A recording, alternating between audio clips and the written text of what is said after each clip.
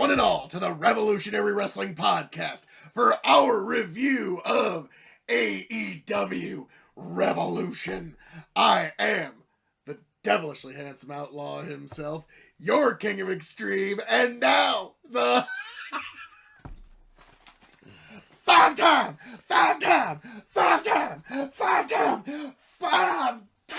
Revolutionary Wrestling Podcast champion. Oh, I do appreciate you keeping it warm for me there, champ. I now am the defeated Tony fucking G, but I can claim not only the longest title reign ever, but also the shortest title reign ever. And like I said before, you can't be the greatest of all time unless you hold all the accolades. So this is just one more step into becoming the GOAT of the RWP. But enough about me and all my great accomplishments. On to the show. Folks, we knew heading in, and if you watch the predictions, you listen to predictions, you could tell that we were pretty much down the line expecting the exact same outcome for every match. And I only picked the tag match to be different, to be contrarian. Only two shocked Tony, one shocked me. That didn't shock me. I was going to pick Hangman Omega too, but we had to have some differential. Yes, now I'm wishing I would have picked one other match different, but I digress. But all that being said, your new...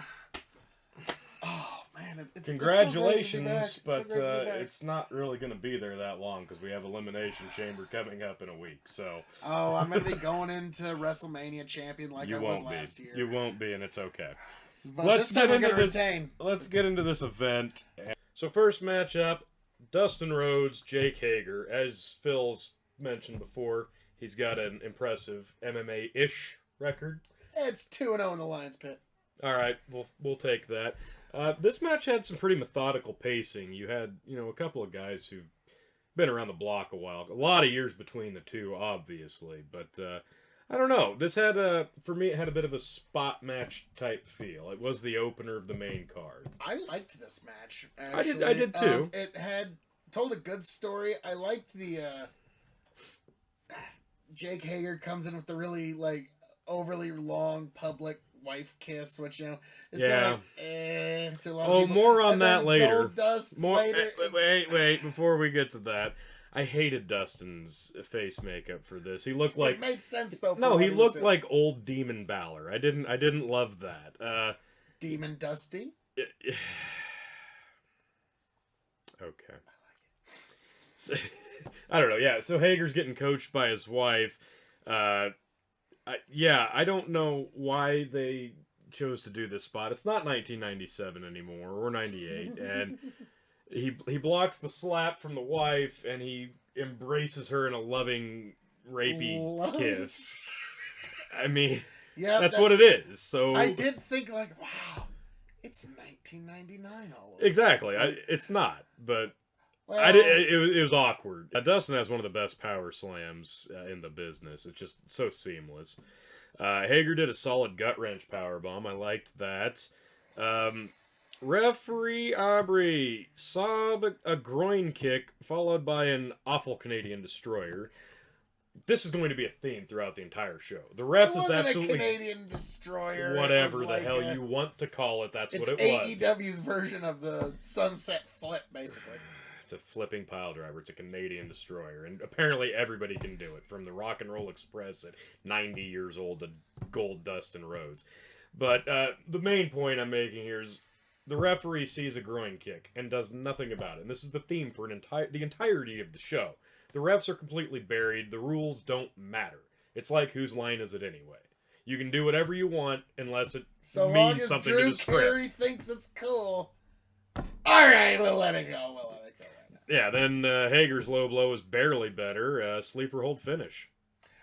Arm triangle finish, which I do like the fact that they're integrating mixed martial arts holds that are well known, but they're doing it in a standing fashion, so there's still that drama.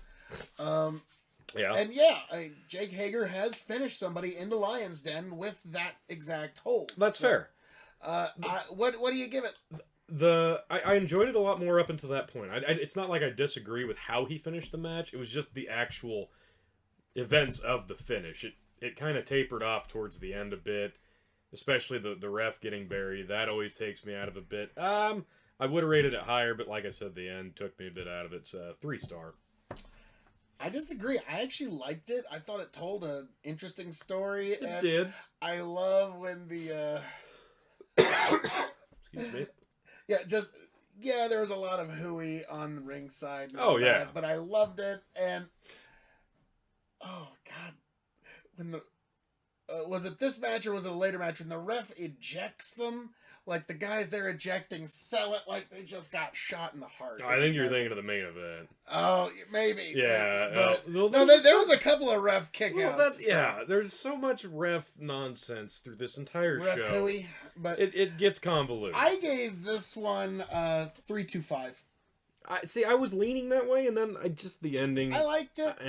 That the finish was correct. The right guy won.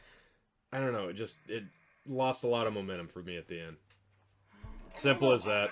I liked it, but is what it is. We're both pretty close though. So next, Darby versus Sammy Guevara. I loved this match. It was a good one. A lot of early dives though. Obviously, we knew that was going to happen. The 6:30 under the table. That spot was brilliant. And then the bell rings. Like you had about 5 minutes of stuff on the outside. And then the bell rang. So they at least tried to adhere to the rules. Like, okay, we're doing the hardcore stuff before the bell rings, so technically we're not doing anything that should get us disqualified. I'm like, okay, that at least plays into Darby's style. At least he's trying. I'm fine with that. Well, it is almost kind of, I know this is going to sound silly, but it was a callback to the old WCW rules that Fit Finlay always utilized this in WCW. When you throw them outside the ring, for 10 seconds, basically, there's no rules. Right. You can, whatever you need to do outside the ring for 10 seconds, like, even in the video games, in some certain settings, you could use the weapon so long as you're outside the ring. But they've not established that. In AEW, they've established that the rules are still the rules, except they're not. Unless they don't want them to be the rules. Exactly. So that's my problem with it. Darby did a standing surfboard type maneuver and then a Fujiwara. He's got a great offense. I really enjoyed what he was doing. Sammy did a diving foot stomp off like the second rope onto the apron. That was really cool.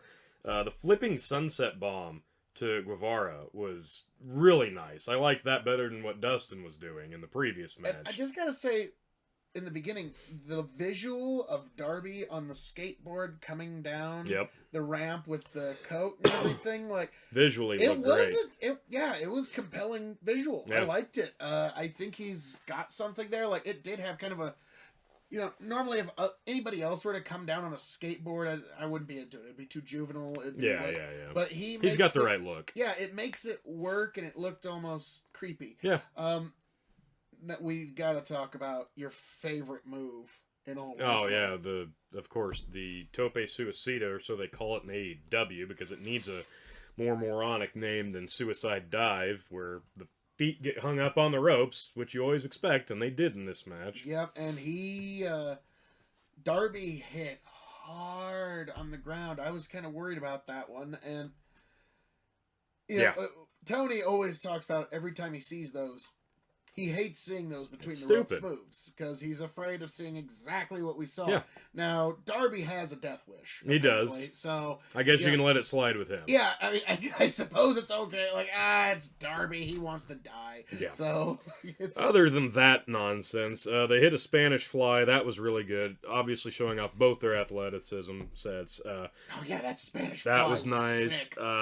Darby hits a monkey flip, diamond cutter, coffin drop, 1, 2, 3. Darby Allin wins the match, as we expected, as it should have been. For me, this had a lot of TNA X Division vibes from years past, because both these guys would have looked great in that kind of a setting, and their movesets fit it so well. So I'm liking that vibe I'm getting from both of these guys. If you give this match another 5 minutes, you're easily in 4-star match territory. Both guys had a great chemistry. I gave it 3.5. So did I. I gave it the exact same 3.5, strangely enough. It was a great match. I was entertained by it. It captivated me. What else is there to say? I wish it would have Darby's- gone longer. I'd love to see this match build a lot better and a lot higher up on the card and given a better window. I think that these guys can really put together a classic. They knew to keep it somewhat short because of some of the matches coming up later in the night. Well, I think they didn't want them to steal the show. And for me, I think they kind of almost did in a very limited window because you had about 5 minutes outside and 5 minutes inside. Oh, yeah, they did an amazing amount of what they had. But in terms of stealing the show, we'll get into that a little later. All right. That's fair. Bucks versus Omega and Hangman Page. Yep, and obviously the champs retain here. We both kind of expected that. And, I picked the Bucks to be contrarian on a whim. and it Phil costs me, Bailey of course. becomes champion again. So obviously this is like a half-star match. Okay, tell us how you really feel. How I really feel. The three of... God, it's so cringeworthy. I'm sorry. We're like 7 minutes into this match, and you've still got the Bucks and Omega doing their cringy... I don't know. It's so awkward. It doesn't feel real. It looks odd. They're already 5 minutes in. The rules have been completely thrown out the window. It's a lot of Cirque du Soleil crap. But they have good chemistry between the four guys. And they're doing fun moves. They're doing good moves. But the rules don't matter, and it's a bunch of cooperative stuff. It felt a lot like a four-way, honestly. At one point. Yeah, because there was animosity between Page and Omega. There was animosity building between the Bucks, between themselves. Yeah. The spot that I didn't like specifically, Hangman locks, I believe, Matt into a chicken wing. Okay? Mm-hmm. And instead of Nick choosing to slide back into the ring quickly and break it up because it's a submission, and he could tap out at any second, he takes the time to ascend the rope very slowly, get on the top turnbuckle, and hit a fucking 450. Instead of just sliding in and breaking the submission, he took the time to ascend the top rope and hit a 450 splash. He had to wait for the just right Oh, moment give for me his a brother to fucking roll out. break! Oh. No! Clearly, Tony. Ugh. He knew he had to get the right rollback momentum for the 450 momentum to hurt extra super more. More cooperative shit like the top reverse Hurricane Rana, the triple Northerns on the ramp. It looks visually cool, especially for the live crowd, but it's pretty overplayed. Yeah, the Northerns, I'll be honest, was the one thing I didn't like about this match was the... Sorry, like, little tiny Jackson's gonna throw around these two big beef monsters. Yes, I understand you booked the company, but...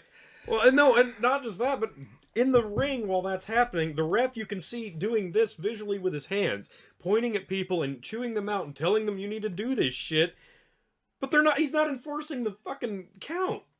Like, hey, if you're gonna be preaching the rules at the guys, you could at least be going, oh, by the way, legal guy outside, I'm counting, you need to get back in the ring. But no, they're not doing that. Then they did the rope flippy diving X Factor tombstone Meltzer driver, not a Meltzer driver. But apparently it didn't kill Hangman or paralyze him, even though you would think it does. And then it was a 2-on-1 between Omega and the Bucks in the ring. And at that point, I don't know, I thought that Omega was having a decent match with the Bucks. Don't do that. Don't do that. Okay. Oh, and then... Oh, I'm sorry, I almost forgot. Then Hangman comes back after being paralyzed. And he power bombs, I believe it was Matt, through a fucking table. No disqualification. Are you seeing my issue here with the rules not mattering? It's a title match. No disqualifications, even though it's not a no DQ match. Powerbomb through a table, no disqualification. He hits both the Bucks with the buckshot, 1, 2, 3. Then there was more awkward, cringy crap after the match, and they kind of teased at him turning on Omega, but he didn't. So I don't know. The fucking AEW hardcores love this match. It was all right. What do you give it? 3. 3 stars. Yep. To me, This was one of the most crisply executed in terms of its wrestling. And it had some of the most complicated storytelling I've seen in tag team wrestling in a long time. One of the finest tag team matches I've actually seen in a great deal. Like, no, I'm sorry. I know you don't like aspects of it. I couldn't help it. The entire story captivated me. The idea that Hangman Page's animosity with one brother spilling over to the other brother, and how it became all visual, and it told all this amazing story of animosity and friendship collapsing and just breaking at the seams, all without any dialogue. It was one of the finest. It entertained the shit out of me. It's a 5-star match. You're out of your fucking mind. I don't even care. You are out of your I hate fucking myself mind. for loving it, okay?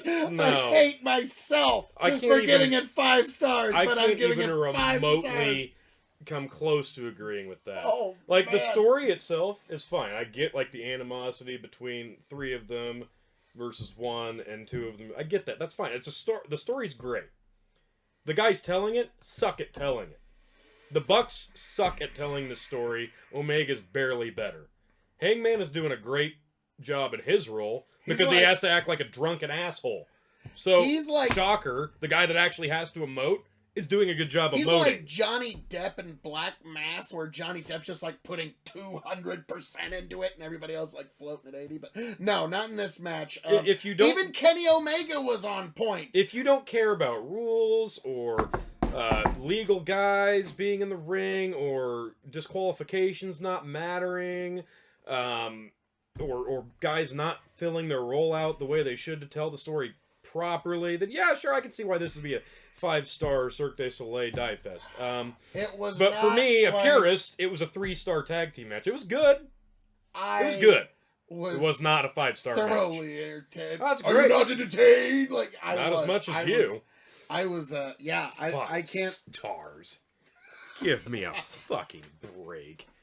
Hey man, I can't help it. I was riveted for that entire match. We saw a better tag team match live in Houston. I'm sorry. This was not a 5-star match.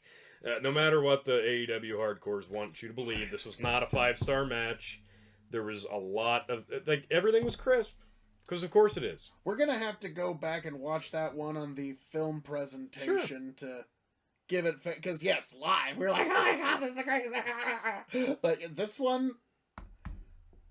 I'm impressed, man. I'm sorry. Stars. I know you're not gonna. No, I'm not gonna budge. So well, let's just move on. I really liked that one, so that one we will argue more That's about fine. at the year. Yeah, we will, and Oh, it'll be definitely not my pick. What was next, Phil? Spoiler alert for the year in review. It's gonna be a little contentious. Nyla Rose defends her AEW Women's Championship. So this match sucked. I'm just going to put that out there right from the get-go. And again, this angle, this entire thing of Nyla Rose being the Women's Championship offends the fuck out of me that she has to be in the ring more than 3 minutes to crush this lady. I'm sorry. That offends the fuck out of me. This is not proper booking. What, do you think I was going to go some other direction? But anyways, both these girls look clunky. I'm sorry. They did not mesh well. They neither looked like they were on point. It was clunky from start to finish for me. It was like there was a good dive onto the ramp. That was one good thing I'll say about it. That's really about it. That wacky alien shtick, I don't get it. I don't like it. It takes me completely out of it. Okay finish. Not a fan of this match. I don't have anything really good to say about it. What did you rate it? 1.5. I was a little nicer with 1.75. Okay. And that's... yeah, I wasn't a fan. It went it was way too long. This was the one match that I was really thinking, does this ever end? No, it didn't. Like, Jesus. And why is Nyla selling so hard? Exactly. Why is she down on the ground getting kicked? And why, Yeah. Jesus. There's a couple drop kicks and divey things that were okay. You literally have a King Kong that you can just smash through the division, and you're not using her properly. No, but, not at all. So, moving along. Pac versus... Yeah. Okay. Do we have to do the pockets? They have to. So, okay. Those of you listening in, Phil is doing his best OC impression. Okay. So, right out of the gate, this went a long time. This was not Okay. This was not a quick squash, but right out of the gate, Orange Cassidy almost botches the wrist lock reversal he goes to do on Pac. But Pac kind of saved it and started selling his ass off for Orange Cassidy. Here's the thing. And then, of course, we have to get to the kick, destruction, super, whatever. The back and forth destruction. Pac has been viciously attacking Kenny Omega's friends and partners behind the scenes. He's been ruthless. He's been a real bastard, if you will. And then he stands in the middle of the fucking AEW pay-per-view ring and lets Orange Cassidy kick him in the leg. So... all that good he's been doing, getting himself over, he allows himself to drown in the silly shit here. That really, that disappointed the hell out of me. Countouts, again, notice the theme here? They don't fucking count. You can be out of the ring as long as you want. Doesn't matter. Countouts count unless they don't count. Pac finally broke the count. It's going forever again. The crowd is chanting, "This is awesome," during one of the most lamest things I've seen. I can't remember what it was, but fresh squeeze. Yeah, there was pulp. No pulp. There's no pulp, Tony. There's no pulp. Then he started doing his barrel rolls. I kind of got a giggle out of that. Pac's on one side. That popped me. I couldn't help it. He'd barrel roll to the other. He'd walk around the ring. I'm like, okay, that's a little funny. And I like it. He's the king of soft style or sloth. Sloth, yes, of course. Either one. And then, out of nowhere, Orange Cassidy busts out a fucking flurry. But then, you remember that Pac just did a 30-minute Iron Man match with Omega, and he's struggling with Orange fucking Cassidy. So, it doesn't... Well, the Iron Man match is wearing on him. No! No! Clearly. God damn it, no. Kenny had the thing on his shoulder during that epic 5-star match. Fuck you. Fuck you. The thing that popped me after the barrel rolls for Orange Cassidy was the gigantic Superman punch. Where the fuck did that come from? Cassidy's hands come out of his pockets for a Superman punch. I'm like, holy shit. Wow. All right. So why'd you give the this boy one? can fucking work. He doesn't. Yeah. No, the thing that really pissed me off was he did a top rope diving DDT, and I'm like, motherfucker, that's how I wanted to do it in high school, and nobody could take it properly. Pac can. Kind of a dangerous move to try on a bunch of untrained morons. But here's the kicker. For Pac to win this match, it required a fucking Lucha Bros run-in on the Best Friends to distract Orange Cassidy long enough for Pac to get the win. Let that sink in. Pac could not put this motherfucker away. Did choke him out, though. Okay. So what'd you give this? I gave it 1.5 because it was a bunch of stupid shit. 1.5 stars? Yes. Jesus Christ. I was actually I liked it. 3.75. I really enjoyed this match. 3.75? Are you out of your fucking mind? Do you remember the shit we just saw 2 days ago? Okay? I'm still a little... I'll give you... I'm still a little... Super Showdown was an incredibly disappointing show from mostly top to bottom. But it didn't have blatantly fake nonsense like this. Like, okay, there was a few times where it had Goldberg beating the Fiend for the Universal Championship for and a couple of silly things that OC does. But other than that, it was a fucking silly fest. It was a 1.5-star match. No, it was not a fucking 3. Are you fucking kidding me? I am not even. That was not even remotely close to 4-star territory. Get I really had a good time with that match. I can't help it, man. You are turning into a fucking AEW homer. You suck. Okay, no, now you definitely are losing that title of Elimination Chamber. I'm sorry. It can't be on you anymore. After hearing that, I would not have picked the fucking Bucks in that tag match had I known you were going to mark out for stupid shit like that. Now, this is... Oh, it's not over. Oh, the God, next great. match. All right. Cody versus MJF. Goddamn. I had such high hopes for this. I wanted this to be a 5-star match. I really did I, and that's why I gave it 5 stars. That was a fucking amazing match. MJF crawling on his, grabbing the leg, crying, "I'm so sorry," spitting in his face. Oh, brilliant. Fucking brilliant. MJF is one of the best heels in all wrestling, and yes, I give this match 5 fucking stars. Amazing. Okay, so let's come back down to reality here, and I will tell you every reason you're fucking wrong now. That was not a 5-star match. It was as long as a 5-star match should be. I'll give you that. It had the length.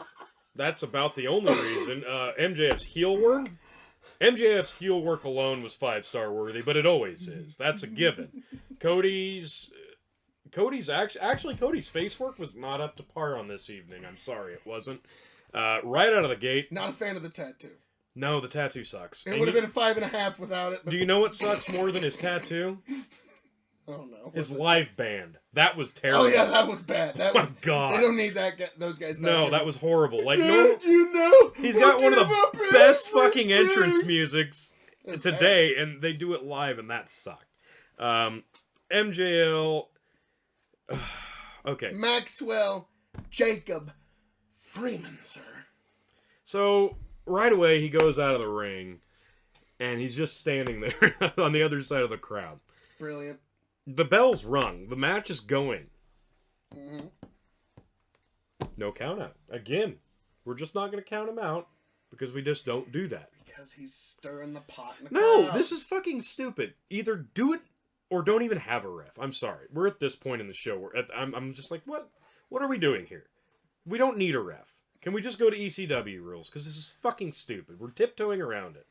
But that's fine. He doesn't buy into MJF's crap, so he goes back into the ring. That's fine. Then they finally start going, and he has him dangling on the ropes. Excuse me. On the ramp there. Cody backs all the way up the ramp to get momentum, and then he actually leaves the arena. Mm-hmm. He left. He went into the fucking tunnel. He disappeared. Needed more momentum. And then reappeared. Yes. Ran the full length of the ramp and clotheslined him over the top rope. Okay, fine. It was unnecessary, but alright. But even people online are like, why the fuck did he leave? Did he have to take a piss or something? Like, okay, I could actually see that. Concerts, the band walks off for a few minutes, then comes back. Yeah. Here's where I immediately, they're starting a slower pace, but I'm fine with that. I'm like, okay, I'm going to get on board. And then, immediately, Cody did something that completely took me out of it. We were a few minutes in, and Cody is going for pins. Okay. Do you not understand why that's fucking stupid? I understand you want to win the match. This is a guy that puts you through fucking hell. He's been, harassing your wife, your friends, your family. He made you take 10 lashes. He made you fight his muscle in a cage just to get this match. You want to physically harm this guy, and that's the story that they've been telling. Cody wants nothing more than to punish this man for turning his back on him. And he's trying to get the quick pin in 3 minutes? No. That's shitty, and that's bad on you, Cody. Bobby that's bad the Brain on you. Heenan would contradict you. I don't give a fuck. Every time you go for a pin and you hook that leg and they have to kick out, it's like they're kicking out at 350 pounds. You're just draining their energy every single time they got to kick out. Bobby the Brain Heenan could get so much. A punch to the face versus your adversary would make a lot more sense. Brandy was pretty cringeworthy in this match. She did a lot of shit on the outside, and this is where I again started getting taken out of the match. She's taunting Wardlow. She's taunting MJF. She's doing her Brandy thing. At least she's kind of a face again, and we dropped that other nonsense, but I digress. MJF did a hammerlock gut wrench powerbomb that was fucking A++ beautiful. That was even better than Hager's in the opener. Cody, I loved this spot. MJF's got him locked in a submission. Cody crawls over, has no limbs left, and his only option is to bite the rope to get the rope break. That was beautiful. At that point, I was hooked. Of course you were, but I was already taken out of it at this point, so I'm like, okay, they're bringing me back. That was a good spot. Bringing me back a little bit. Then MJF takes the boot off Cody, bites his broken toe. That's brilliant. Love that. Brilliant heel work. That's great. You gotta give MJF's heel work as 5 stars. Here's the next thing. He's out of the ring. MJF gets dumped outside of the ring. It's not even a bump. It's not even a spot. He's out of the ring now. Cody's dicking around, and then all of a sudden it cuts back to MJF, and he's profusely bleeding, and I'm pretty sure it was a capsule. And he's bleeding. For absolutely no discernible reason, unless I completely missed it. Why was he bleeding? He hit his head on the guardrail at some point. No! There was no spot. Phooey. If you're gonna get fucking color, and this match needed color, but they hadn't gotten to a point where I felt like it was even necessary yet. So it was just it was color for the sake of color. I didn't agree with it. You give it 5 stars because of color. Ooh, good for you. I would like a reason behind it. This is the guy that you have been chasing for this match. It should have been a big, dropping the elbows right in the forehead the hard way, getting color. He just got color for color's sake. Whatever. Then the Wardlow, Brandy, Arn, Cody spot outside. It was terrible. Brandy dives onto Wardlow. Wardlow backs up, holding her. Cody makes him drop her. He moves. He kicks Arn on accident. This whole thing was really contrived and plotting, and it just completely unnecessary. This is the same damn reason I took issue with Cody and Dustin's match at Double or Nothing. Cody has so many ideas in his head. He thinks he needs to squeeze them all into one match. This was an unnecessary spot. You're telling a story between Cody and MJF here. Not all the fucking, extras on the outside of the ring. Focus on MJF. This is the guy he could not wait to get his hands on. Focus on fucking MJF, not everybody outside the fucking ring.